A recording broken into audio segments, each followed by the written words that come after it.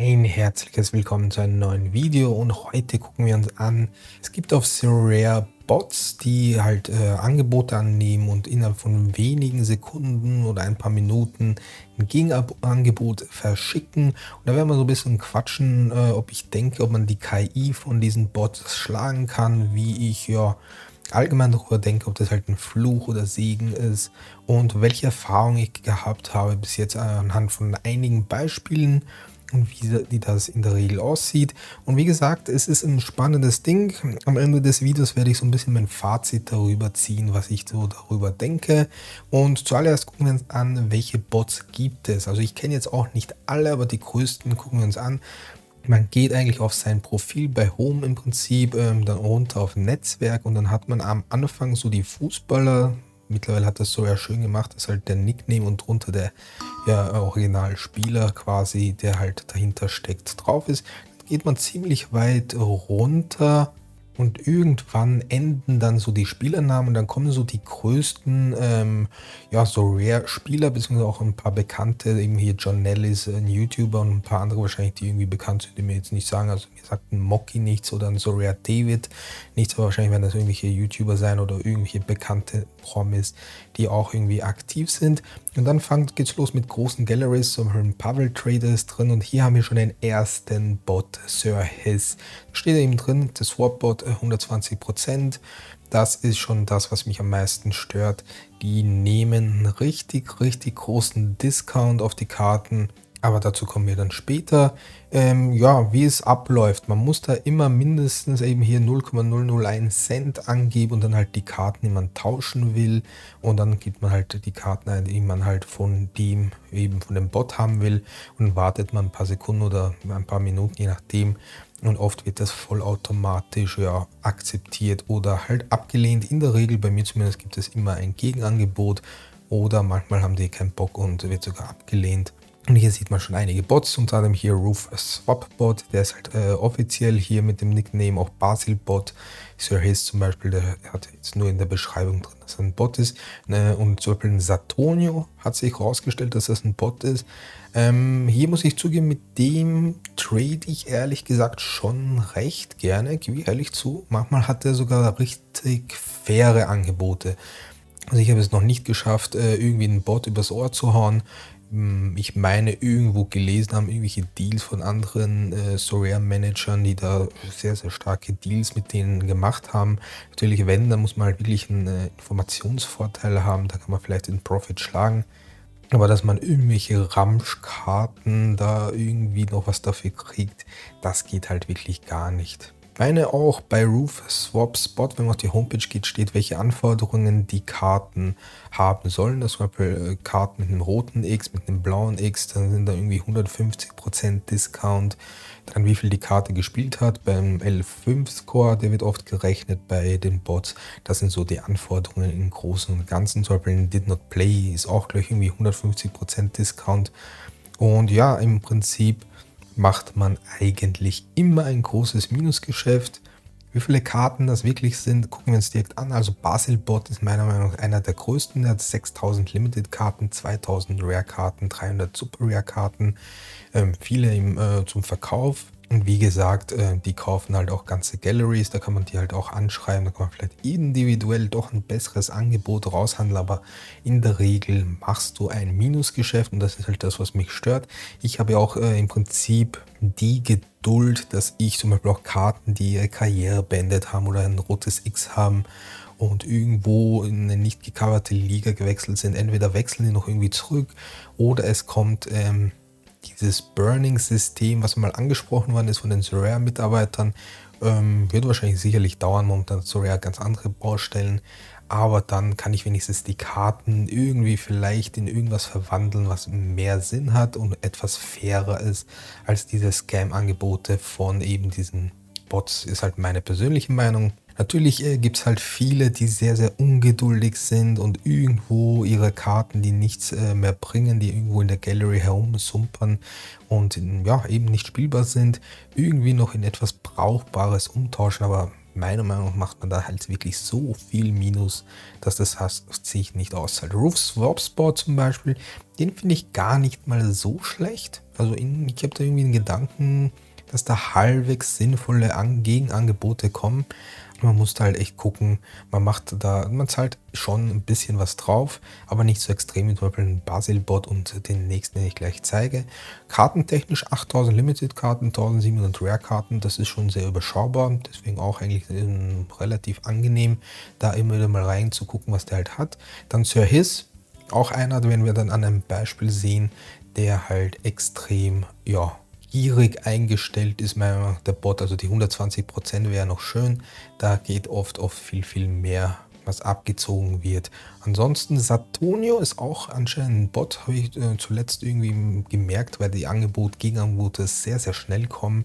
Steht nirgends drin, dass es ein Bot ist, aber fühlt sich auf jeden Fall so an. Nachteil ist, er hat fast nur Limited-Karten. Die Rare-Karten, die er hat, der Großteil davon ist schon relativ schrottig. Da kannst du selten was finden, aber wer Limited-Karten sucht, der macht da oft relativ angenehme Angebote. Also muss ich zugeben, da habe ich doch einige Deals schon gehabt. Klein, wenn da so 2, 3 Schrottkarten bei mir sind und ich will nicht zu viel Cash ausgeben. Wenn du jetzt zum Beispiel sagst, du hast eine Karte, die du für 5 Euro kaufen willst. Sagen wir mal, du willst eine Karte, die ist 5 Euro wert. Sagen wir mal hier so ein Federico Di Francesco, 4,84 Euro. Jetzt habe ich so zum Beispiel 3 Euro logge ich ein als Geldmittel, also Cash oder ETH und dann vielleicht noch 2 oder 3 Karten um 60 Cent, die vielleicht wirklich irgendwelche Ramschkarten sind. Da kann man über das gucken. Oft kommt ein Gegenangebot, dass der sich komplett eine andere Karte raussucht. Da muss man dann selber entscheiden, ob man drauf eingeht oder nicht. Aber ist eben relativ spannend und wie gesagt, der Vorteil bei den Bots ist auf jeden Fall, dass es sehr, sehr schnell geht. Du hast ein paar Sekunden, eine Minute und dann siehst du, was die wollen, was die nicht wollen und dann kannst du umentscheiden. Dann Kevindo ist auch ein Bot, habe ich irgendwo mal gelesen, hat auch relativ eine solide Gallery, bisschen kleiner, 3200 Limited-Karten, 200 Rare-Karten. Meine da ein paar Mal Deals mit ihm versucht zu haben. Ich glaube sogar, dass ich da irgendwie 1, 2 noch abgeschlossen habe. Ansonsten habe ich nicht viel mit dem zu tun gehabt. Und dann ansonsten hier ein Mini-Bot, Offer Trade Bot heißt der. Der hat 360 Limited-Karten, 13 Rare-Karten. Zudem kann ich so gut wie gar nichts sagen. Ich sehe die Karten gar nicht so schlecht, die er da hat. Ja, habe aber noch nicht wirklich versucht, da mit ihm irgendwie in einen Trade zu gehen. Vielleicht einmal oder so. Und dann hat das eh nicht geklappt. Danach gibt es noch die Big Player, da stecken Menschen dahinter. Pavel Trader, einer der größten, ihr seht die Gallery. Ich glaube, das ist nahezu unschlagbar. Ich glaube, die arbeiten auch so in Schichtsystem. Und so gibt es sinnvolle Deals mit denen. Ich weiß halt nicht, wie es ist. Es gibt ja so die lustigen Sprüche. Man muss ja immer die Wochentage gucken, wer wann Dienst hat, zu welcher Schicht. Ich glaube, Donnerstag und Sonntag sollen so gute Tage sein, wo irgendeiner sitzt, der ein bisschen entspannter ist. Auf jeden Fall werden wir dann auch an einem Beispiel, heute ist Mittwoch, sehen, was halt mittwochs für so Gegenangebote kommen. Es gibt auch Tage, wo anscheinend einer überhaupt keinen Bock hat, da wird jedes Angebot abgelehnt. Das habe ich auch von vielen schon gehört. Hier steht auch All Cards für 129%. Ich denke mal, oft ist es mehr, aber sei es drum. Es gibt viele auch, die sagen, es ist sehr, sehr fair, wie es abläuft. Verkauft die ganzen Galleries, kann halt das Geld reinvestieren, wenn man einen neuen Plan machen will, wenn man zum Beispiel alle Limited-Karten verkaufen möchte und dann auf Rare umsteigen oder so Sachen, dass man dann das Geld kriegt. Das ist auch ein Vorteil. Die anderen, die Bots, die bieten einem kein Geld. Was ich so bis jetzt mitgekriegt habe, beim Pavel Trader kannst du halt deine Karten verkaufen, kriegst dann ETH, die du dann neu investieren kannst. Das ist natürlich so ein bisschen etwas, wo ich sage, okay, dafür kriegst du ja ein kleines Budget und hast halt 30% Aufschlag. Gucken wir uns ein paar Beispiele an. Ich habe da für euch experimentiert. So vor 2, 3 Wochen habe ich damit angefangen, nachdem ich auf Twitter ja so ein bisschen mitgekriegt habe, dass einige sich interessieren für Bots und dann haben wir gesagt, okay, Bots, habe ein bisschen recherchiert, welche Bots gibt es. Wir werden dann noch einen Bot sehen, den habe ich vorhin nicht erwähnt, habe ich gerade gesehen. Der ist auch relativ unscheinbar. Und ja, ihr seht, Sir His habe ich zum Beispiel hier. Ich habe auch die großen Trader, Pavel Trader. Hier gibt es noch Puck Trader, der noch ein paar Karten mehr hat. Und dann mal reingeguckt. Und zum Beispiel, wir sehen hier einen Lars Waldweg.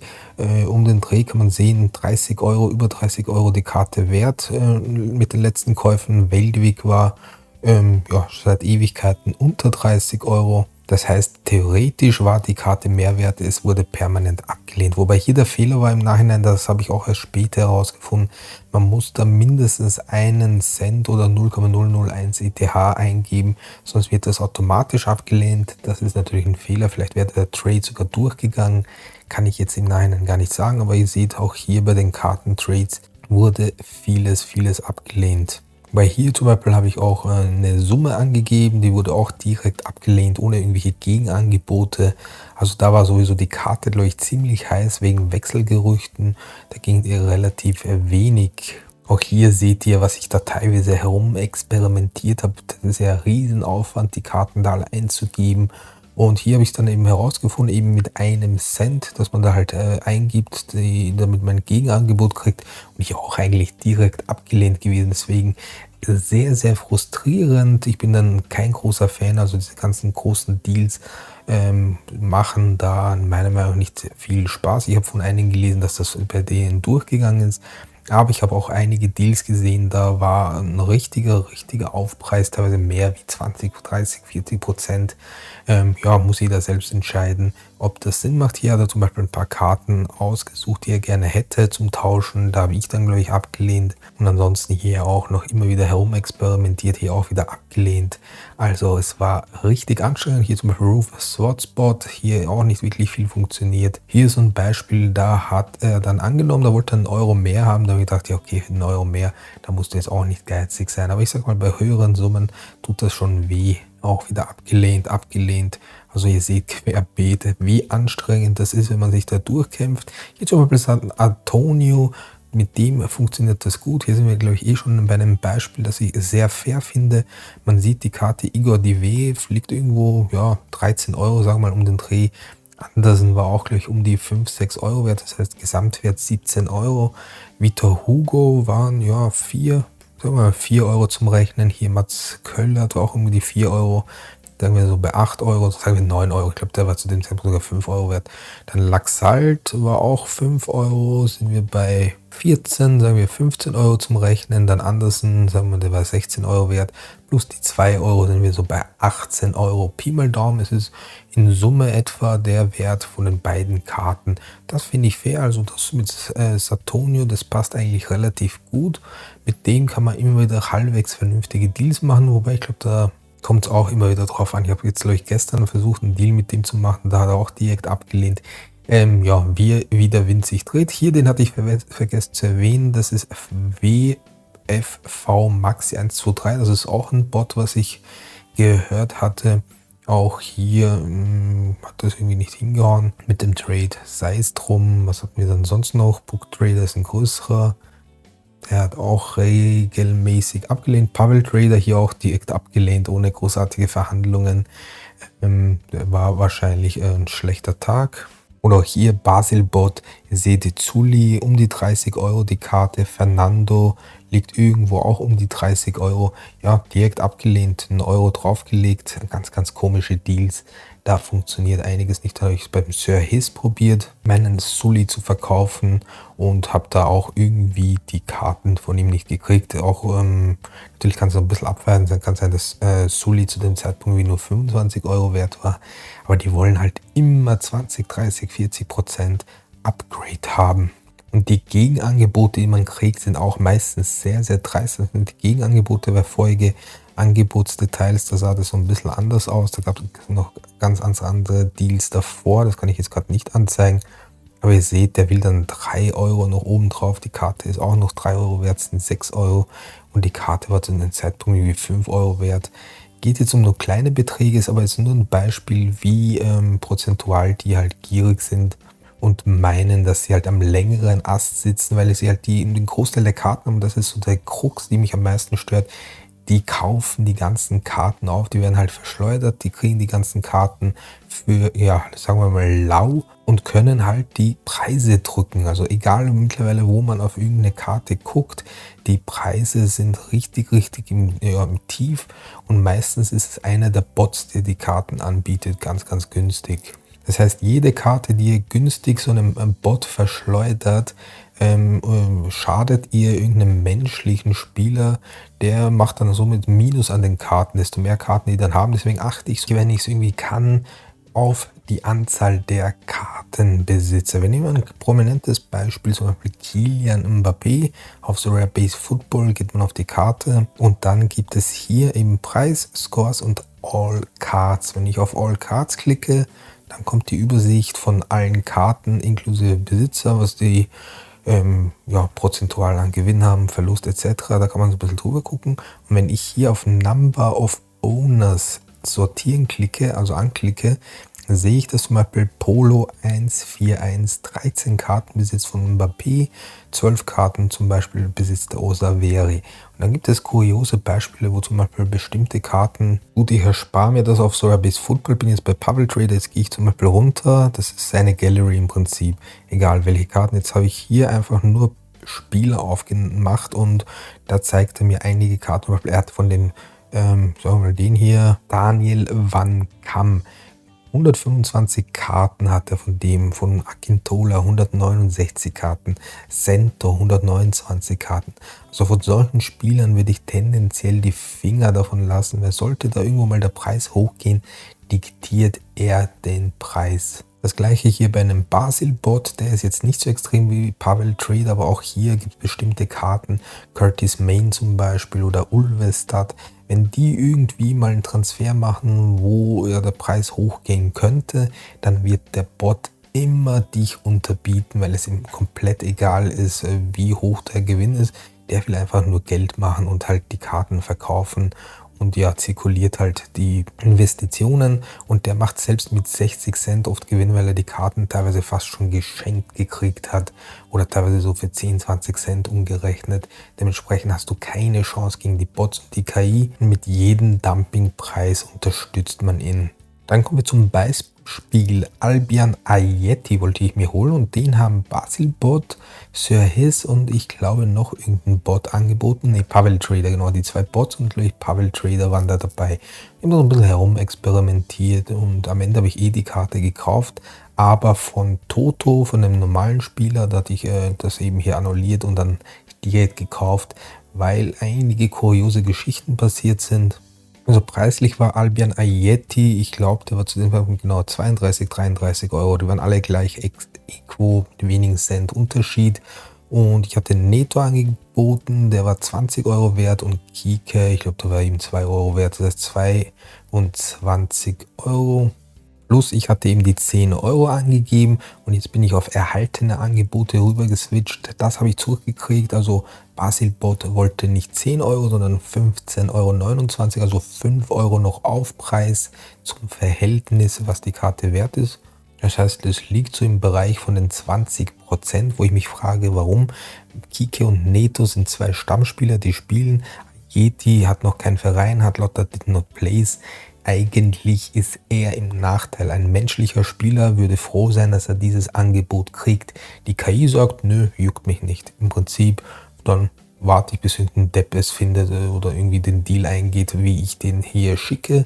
Hier zum Beispiel Sir His, der wollte 30 Cent mehr. Da kann man halt auch immer wieder gucken, wie die dann miteinander unterschiedliche Tarife haben und der Knaller war dann, wo ist er denn? Der Pavel Trader wollte sogar 16,28 Euro nochmal obendrauf als menschlicher Verhandlungspartner.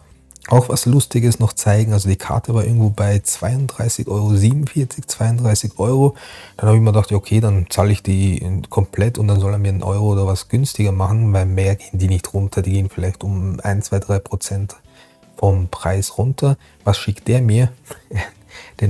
Noch einen höheren Preis. Das heißt, glaube ich, 32 Euro die Karte und er wollte einen Euro mehr haben, nur weil ich mit dem gehandelt habe. Also meiner Meinung nach relativ viel Zeitverschwendung bei vielen Sachen mit der KI. Ich meide die in Zukunft. Wenn ich eine Karte habe, versuche ich das hier an dem Beispiel, wie bei Curry Burke zum Beispiel.